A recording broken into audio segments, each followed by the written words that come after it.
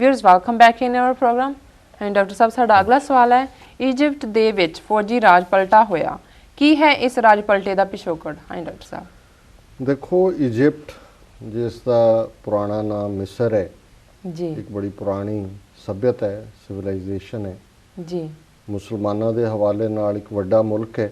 ਹਾਲਾਂਕਿ ਉੱਥੇ ਕਾਫੀ ਆਬਾਦੀ ਜਿਹੜੀ ਹੈ ਕਾਪਟਿਕ ਈਸਾਈਆਂ ਦੀ ਹੈ, ਈਸਾਈਆਂ ਦਾ ਇੱਕ ਫਿਰਕਾ ਹੈ ਜੀ। ਪਰ ਅਕਸਰ ਉਹਨਾਂ ਦੇ ਨਾਲ ਕਾਫੀ ਮਾੜਾ ਸਲੂਕ ਕੀਤਾ ਜਾਂਦਾ ਹੈ।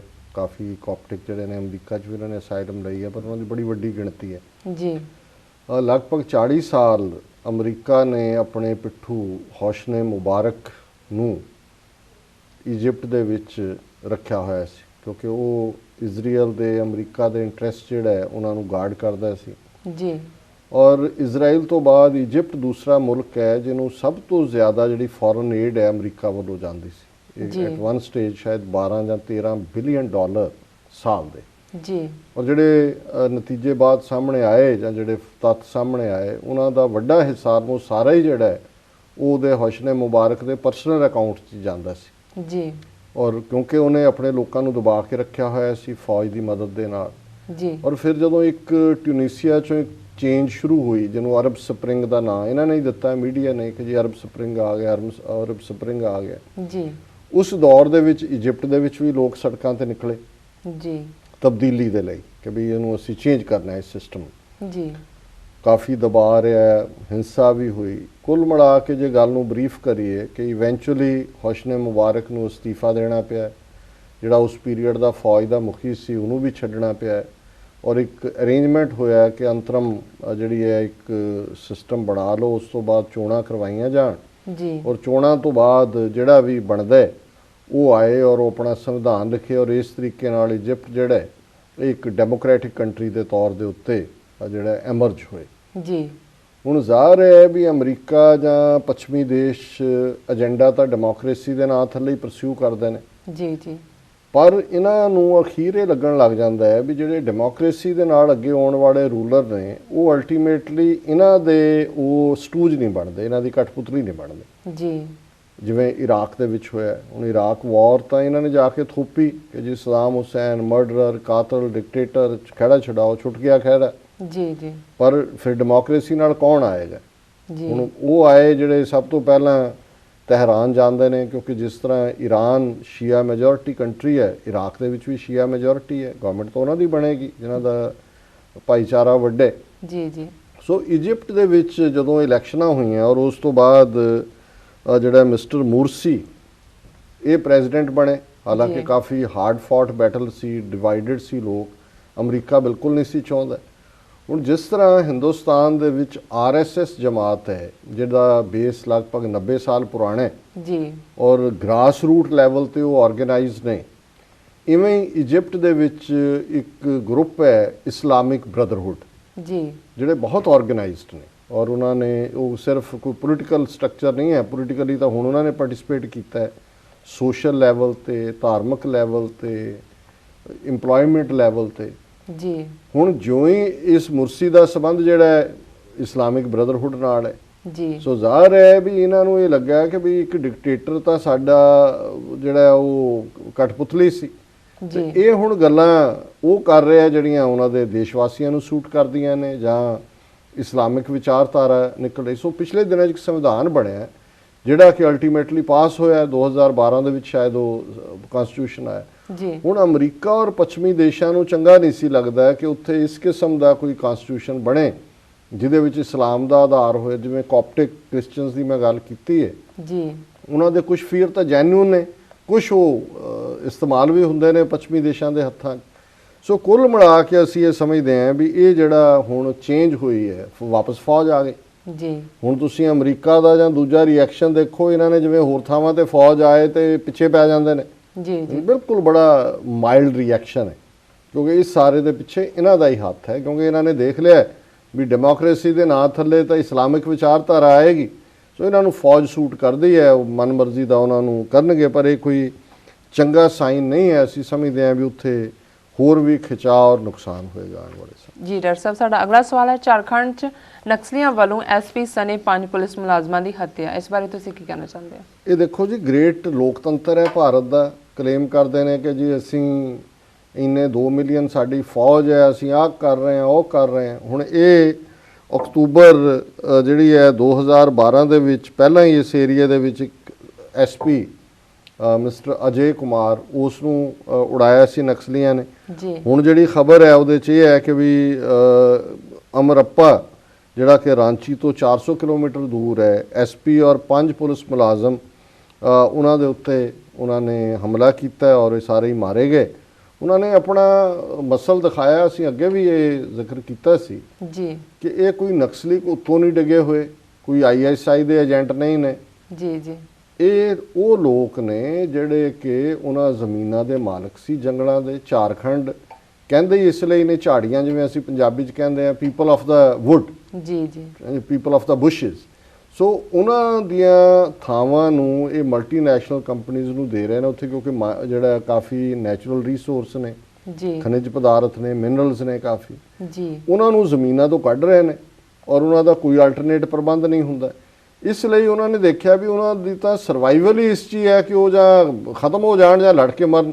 ਜੀ ਸੋ ਉਹਨਾਂ ਨੇ ਦੂਸਰਾ ਰਸਤਾ ਚੁਣਿਆ। ਸੋ ਇਸ ਵੇਲੇ ਜਿਹੜਾ ਇਹ ਆਦੀਵਾਸੀ ਨੇ, ਟਰਾਈਬਲ ਨੇ, ਉਹੀ ਨਕਸਲੀ ਨੇ। ਉਹਨਾਂ ਨੂੰ ਕਹੀ ਜਾਓ ਜੀ ਫਲਾਣੇ ਨੇ, ਢਮਕੇ ਨੇ। ਪਿਛਲੇ ਦਿਨਾਂ 'ਚ ਇੱਕ ਸਿੱਖ ਸਕਾਲਰ ਸਰ ਗੁਰਤੇਜ ਸਿੰਘ, ਉਹਨਾਂ ਨੇ ਇਹਨਾਂ ਦੇ ਉੱਤੇ ਬੜਾ ਖੂਬਸੂਰਤ ਲੇਖ ਲਿਖਿਆ ਸੀ ਤੇ ਉਹਨਾਂ ਨੇ TV 84 ਨਿਊਜ਼ ਦੇ ਵਿੱਚ ਵੀ ਇਹ ਕਿਹਾ। ਉਹਨੇ ਕਿਹਾ ਜੀ ਇਹ ਵਿਚਾਰਧਾਰਾ ਦੀ ਗੱਲ ਨਹੀਂ ਹੈ, ਇਹ ਉਹ ਲੋਕ ਨੇ ਜਿਹੜੇ ਹੈਵ ਨਾਟ ਨੇ, ਜਿਨ੍ਹਾਂ ਦੇ ਕੋਲ ਕੁਝ ਨਹੀਂ ਹੈ ਜੀ, ਤੇ ਉਹ ਉਵੇਂ ਹੀ ਆਰਗੇਨਾਈਜ਼ ਹੋ ਰਹੇ ਨੇ ਆਪਣੇ ਹੱਕਾਂ ਦੇ ਲਈ। ਜਿਵੇਂ ਬਾਬਾ ਬੰਦਾ ਸਿੰਘ ਬਹਾਦਰ ਨੇ ਉਹਨਾਂ ਲੋਕਾਂ ਨੂੰ ਕੀਤਾ ਜਿਹੜੇ ਬੇਜ਼ਮੀਨੇ ਸੀ, ਬੇਘਰੇ ਸੀ, ਜਿਹੜੇ ਆਪਣਾ ਧਾਰਮਿਕ ਆਜ਼ਾਦੀ ਦੇ ਲਈ ਲੜ ਰਹੇ ਸੀ। ਫਿਰ ਉਹਨਾਂ ਲੋਕਾਂ ਨੇ ਉਸ ਸਾਮਰਾਜ ਦਾ ਨੂੰ ਮੁੱਦਾ ਮਾਰਿਆ।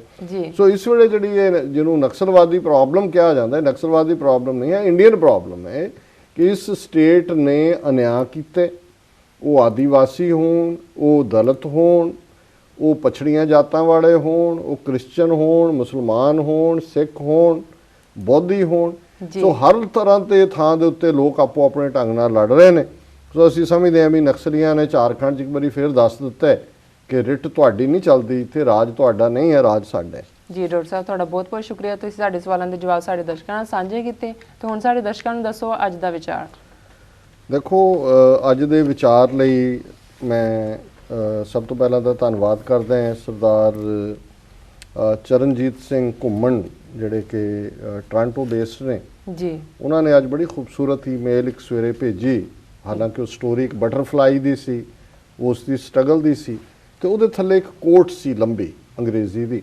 ਜੀ ਤੇ ਇਸ ਤੋਂ ਇੱਕ ਆਈਡੀਆ ਵੀ ਸਾਨੂੰ ਆਇਆ ਵੀ ਅਸੀਂ ਯੂਜੂਅਲੀ ਜਿਹੜਾ ਹੁਣ ਤੱਕ ਅਧਿਆਤਮਕ ਬੇਸ ਥਾਟ ਦਿੰਦੇ ਹਾਂ, ਹਾਲਾਂ ਫਿਲਾਸਫੀ ਦੀ ਵੀ ਗੱਲ ਕਰਦੇ ਹਾਂ ਵਿੱਚੋਂ। ਜੀ ਪਰ ਮੈਂ ਇਸ ਤੋਂ ਬਾਅਦ ਮੈਂ ਸਗੋਂ ਸੁਝਾਅ ਦਿਆਂਗਾ ਆਪਣੇ ਦਰਸ਼ਕਾਂ ਨੂੰ ਵੀ ਕਿ ਜਿਹੜਾ ਉਹਨਾਂ ਨੂੰ ਕੋਈ ਥਾਟ ਬਹੁਤ ਪਸੰਦ ਹੈ ਜੀ ਉਹ ਸਾਨੂੰ ਲਿਖ ਕੇ ਭੇਜਣ, ਈਮੇਲ ਕਰਨ, ਔਰ ਅਸੀਂ ਉਹਨੂੰ ਸ਼ੇਅਰ ਕਰਾਂਗੇ। ਔਰ ਜਿਹੜਾ ਜੇ ਉਹਦੇ ਚੋਂ ਉਸ ਮਾਰਕ ਤੱਕ ਉਹ ਪਹੁੰਚ ਜਾਂਦਾ ਹੈ ਜਿਹੜਾ ਕਿ ਸਾਡੇ ਇਸ ਪ੍ਰੋਗਰਾਮ ਦੇ ਥੀਮ ਨਾਲ ਮੇਲ ਖਾਂਦਾ ਹੈ, ਤੇ ਅਸੀਂ ਉਹਨਾਂ ਨੂੰ ਕ੍ਰੈਡਿਟ ਦੇ ਕੇ ਜੀ ਕਿ ਉਹਨਾਂ ਰਾਹੀਂ ਆਇਆ, ਭਾਵੇਂ ਉਹਨਾਂ ਨੇ ਅੱਗੋਂ ਕਿਤੋਂ ਵੀ ਲਿਆ ਹੋਇਆ, ਅਲਟੀਮੇਟਲੀ ਵਿਚਾਰ ਤਾਂ ਘੁੰਮਦੇ ਹੀ ਰਹਿੰਦੇ ਨੇ। ਜੀ ਜੀ ਸੋ ਅੱਜ ਦਾ ਜਿਹੜਾ ਥਾਟ ਫਾਰ ਡੇ ਹੈ ਇਹ ਸਰ ਚਰਨਜੀਤ ਸਿੰਘ ਘੁੰਮਣ ਉਹਨਾਂ ਵੱਲੋਂ ਭੇਜਿਆ ਗਿਆ, ਔਰ ਇਹ ਅੰਗਰੇਜ਼ੀ ਦੇ ਵਿੱਚ ਹੈ, ਪਰ ਮੈਂ ਉਹਦਾ ਪੰਜਾਬੀ ਉਲੱਥਾ ਵੀ ਕਰਾਂਗਾ। ਜੀ ਜੀ ਇਹ ਥਾਟ ਹੈ, I asked for strength and I was given difficulties to make me strong. ਜੀ ਕਿ ਮੈਂ ਰੱਬ ਤੋਂ ਮੰਗਿਆ ਕਿ ਮੈਨੂੰ ਤਾਕਤ ਦਿਓ, ਪਰ ਰੱਬ ਨੇ ਮੈਨੂੰ ਮੁਸ਼ਕਲਾਂ ਦਿੱਤੀਆਂ ਜੀ ਤਾਂ ਕਿ ਮੈਂ ਮਜ਼ਬੂਤ ਹੋ ਸਕਾਂ ਮੁਸ਼ਕਲਾਂ ਦੇ ਨਾਲ ਲੜਨ ਲਈ। ਜੀ I asked for wisdom and I was given problems to solve. ਮੈਂ ਮੰਗਿਆ ਕਿ ਮੈਨੂੰ ਸਿਆਣਪ ਮਿਲੇ, ਪਰ ਮੈਨੂੰ ਉਹ ਸਮੱਸਿਆਵਾਂ ਮਿਲੀਆਂ ਜਿਨ੍ਹਾਂ ਨੂੰ ਕਿ ਹੱਲ ਕਰਨ ਵੱਲ ਮੈਨੂੰ ਸੋਚਣਾ ਪੈਣਾ ਸੀ, ਜਾਂ ਜਿਨ੍ਹਾਂ ਦਾ ਮੈਂ ਹੱਲ ਕਰਨਾ ਸੀ। ਸੋ ਉਹਨਾਂ ਸਮੱਸਿਆਵਾਂ ਦੇ ਹੱਲ ਚੋਂ ਹੀ ਮੈਂ ਸਿਆਣੇ ਬਣਨਾ ਸੀ। ਸੋ ਮੈਨੂੰ ਵਿਜ਼ਡਮ ਨਹੀਂ ਮਿਲੀ, ਮੈਨੂੰ ਪ੍ਰੋਬਲਮਸ ਮਿਲੀਆਂ ਕਿ ਮੈਂ ਉਹਨਾਂ ਦਾ ਹੱਲ ਲੱਭਾਂ। ਜੀ I asked for prosperity, ਮੈਂ ਸਮਰਿੱਧੀ ਮੰਗੀ, ਖੁਸ਼ਹਾਲੀ ਮੰਗੀ।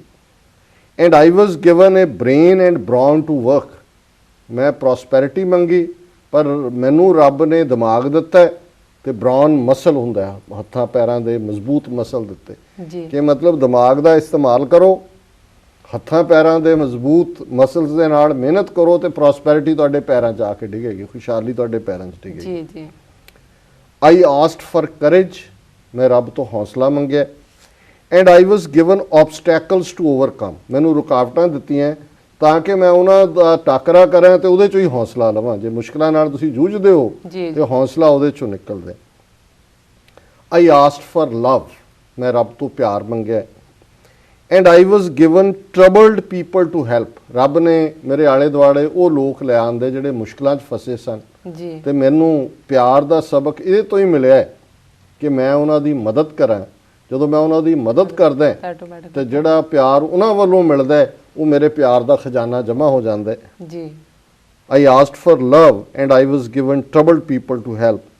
I asked for favors, ਮੈਂ ਕਿਹਾ ਕਿ ਵੀ ਮੇਰੇ ਤੇ ਜਰਾ ਰਿਆਇਤ ਕਰੋ ਮੇਰੇ ਨਾਲ ਜੀ ਤੇ ਮੈਨੂੰ and I was given opportunities, ਜਦੋਂ ਮੈਂ ਰੱਬ ਤੋਂ ਰਿਆਇਤ ਮੰਗੀ, ਫੇਵਰ ਮੰਗੀ ਜੀ ਤੇ ਰੱਬ ਨੇ ਮੈਨੂੰ ਮੌਕੇ ਦਿੱਤੇ, ਮੌਕੇ ਮੇਰੇ ਰਸਤੇ 'ਚ ਖਿਲਰ ਗਏ ਜੀ ਤੇ ਉਸ ਓਪਰਚੁਨਿਟੀ ਨੂੰ ਇਸਤੇਮਾਲ ਕਰਕੇ ਹੀ ਮੈਂ ਅੱਗੇ ਵਧਿਆ ਤੇ ਉਹਨਾਂ ਨੇ ਕਨਕਲੂਡ ਕੀਤਾ ਹੈ ਆਈ ਰਿਸੀਵਡ ਨਥਿੰਗ ਆਈ ਵਾਂਟਡ, ਜੋ ਮੈਂ ਚਾਹੁੰਦਾ ਸੀ ਮੈਨੂੰ ਉਹਦੇ 'ਚੋਂ ਕੁਝ ਨਹੀਂ ਮਿਲਿਆ, but I received everything I needed, ਜੀ ਕਿ ਮੈਂ ਜੋ ਵੀ ਚਾਹੁੰਦਾ ਸੀ ਉਹ ਮੈਨੂੰ ਨਹੀਂ, I received nothing I wanted but I received everything I wanted, ਪਰ ਮੈਨੂੰ ਉਹ ਸਭ ਕੁਝ ਮਿਲਿਆ ਜੋ ਮੈਂ ਚਾਹੁੰਦਾ ਸੀ। ਸੋ ਅੱਜ ਜੁਲਾਈ 4th ਅਮਰੀਕਾ ਦਾ ਆਜ਼ਾਦੀ ਦਿਨ, ਸੋ ਅਮਰੀਕਨਾਂ ਦੀ ਜ਼ਬਾਨ ਦੇ ਵਿੱਚ ਅਸੀਂ ਥਾਟ ਫॉर ਦਾ ਡੇ ਕਹਿੰਦੇ ਹਾਂ, ਬਟ ਇਟਸ ਅ ਬਿਊਟੀਫੁਲ ਯਾ ਥਾਟ। Very beautiful yes. ਔਰ ਅਸੀਂ ਚਾਹਾਂਗੇ ਕਿ ਵੀ ਸਾਡੇ ਦਰਸ਼ਕ ਸਾਨੂੰ ਇਸ ਹੋਰ ਵੀ ਥਾਟ ਦੇ ਲਈ ਵੀ ਇਨਪੁਟ ਦੇਣ, ਜਿਹੜੇ ਜਿਹੜੇ